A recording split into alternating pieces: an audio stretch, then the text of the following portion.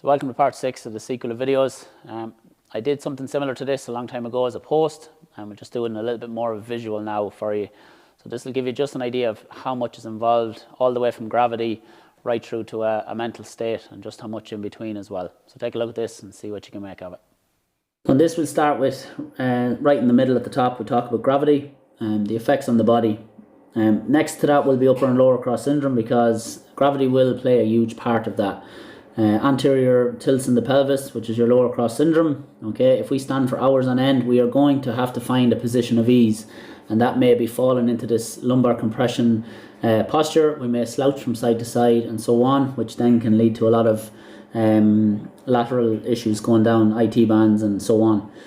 Synergistic dominance, briefly explained, would be when we go to do a bench press or a squat, and as soon as energy is coming back into the body, our body has to distort itself slightly to handle that tension, especially if we hit fatigue in a lift. And in that is where we will see the body realign itself for a split second to complete a task. So the energy will always take the easiest route from A to B, and it will inhibit certain muscle groups, and it will actually fire in at a far higher recruitment level on the antagonistic muscle groups. Our GTOs and muscle spindles lie deep in the belly of the muscle, within the muscle fibers, and the goal really in a nutshell is to tell the nervous system at what length a muscle is activating in regards to short or long, and also at the speed in which it's contracting or lengthening. When we go into lactate, you see so many people getting injured at the end of a match. It's because the nervous system will create lactate, which actually, the body, or you could call it the nervous system, but by creating lactate, it actually inhibits our nervous system. So the signaling from our GTOs and muscle spindles back to the brain is not as quick and as accurate as it is before. Therefore, it's not able to adjust to these lengthening and shortening actions. Energy traveling up would be our feet positions that we take, the foot gear that we wear, our runners, or we go barefoot. Again, on an emotional level, if we're quite an aggressive person or we're holding a lot of unresolved issues or anger, we will stomp the ground that little bit harder because our body is retaining a lot of tension. Our breathing aspect of it is, we could talk all day on that. Okay, your breathing will tell you everything you need to know about your body, if your nervous system is stressed or not. Tensegrity would be how the human body is actually held together in regards to moving away from biomechanics, that it's not levers and pins and levers and joints. It's actually one big huge continuation, and that brings us into our human connect chain and the periosteum.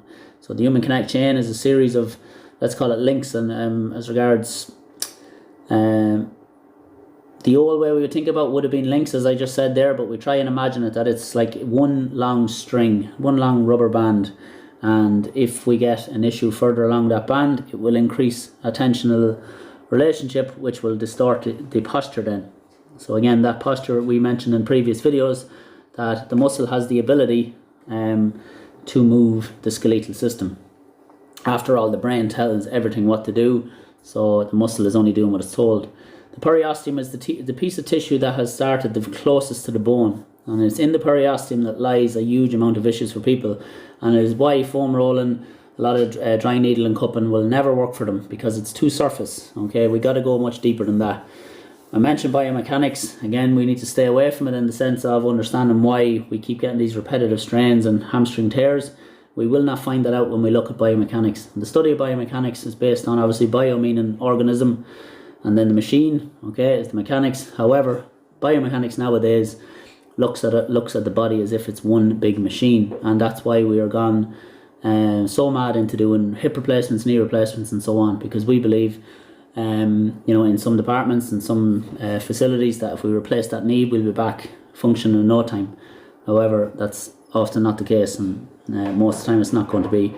Obviously, our nervous system and our fascial system are connected. Okay, our nervous system, some studies show, and they say that the fascial system is 5 times faster than the nervous system, because one little piece of information for you, the speed, and here is a random one, I always remember hearing this on a course, the speed in which the eye will actually see a fly coming, if you were on a motorbike and it managed to blink before it hit, they said the nervous system is simply not able to work at that capacity.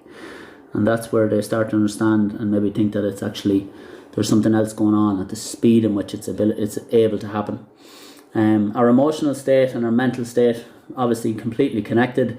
The emotional state just means it's moving much deeper into the stomach area of the body. And those who are spiritual, you may look at different things of your heart chakra and your throat chakra and so on. So there is one big massive circle that I've truly designed a system that we honestly need to look at everything before we can get to the root cause of a problem.